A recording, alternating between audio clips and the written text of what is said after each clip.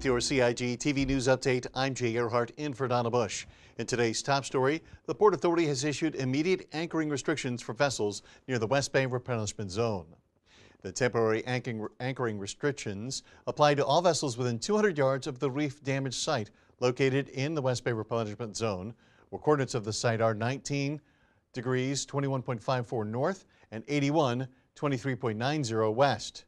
The anchoring exclusion is to facilitate coral reef reconstruction work and subsequent monitoring period. Any vessel wishing to access the site must apply to the Port Authority, stating the name of the vessel, the date and time of their proposed visit, and the purpose of that visit. The public will be advised when the restrictions are lifted. The DOE, which requested the exclusion, will soon issue a statement that provides everyone with more information about their restoration work.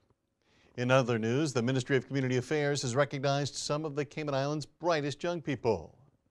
Youth Minister the Honorable Osborne Bodden presented the 12 recipients of this year's Proud of Them Awards with a $500 cash stipend at the Georgetown Yacht Club reception.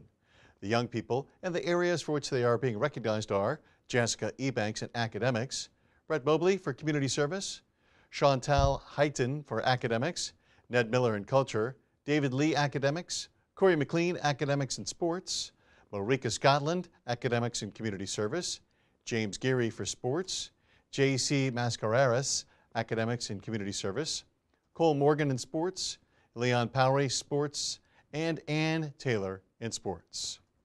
The young people's faces will soon grace the Proud of Them roadside billboards around Grand Cayman. It's the 5th round of Youth Recognition Program. And in our final story, Education and Employment Minister the Honorable Tara Rivers got a first-hand look at the ongoing Career Week activities. Ms. Rivers and the Chief Officer, Christian Suku, stopped by the John Gray High School today. More than 450 students and more than 30 public and private sector companies were taking part in today's events at the John Gray School. In addition to showcasing their companies to Year 9 through 11 students, staff outlined to people what is required to pursue careers with their agencies. Minister Rivers and Mr. Suku spent around a half an hour talking to the students, teachers, and many of the businesses represented there. The event followed on from career activities on Wednesday when students took part in a mock interview to help them prepare for future careers. Several local and international businesses and staff members to interview the youngsters, asking questions they would expect real-life candidates to answer. More mock interviews are scheduled for tomorrow. Well, as always, if you missed today's news update, you can get all of our details on our Facebook and our YouTube pages. Of course, don't forget to tune in to Radio Cayman's For the Record and Talk Today's shows, which are always packed full of exciting guests. I'm Jay Earhart. Thanks for watching.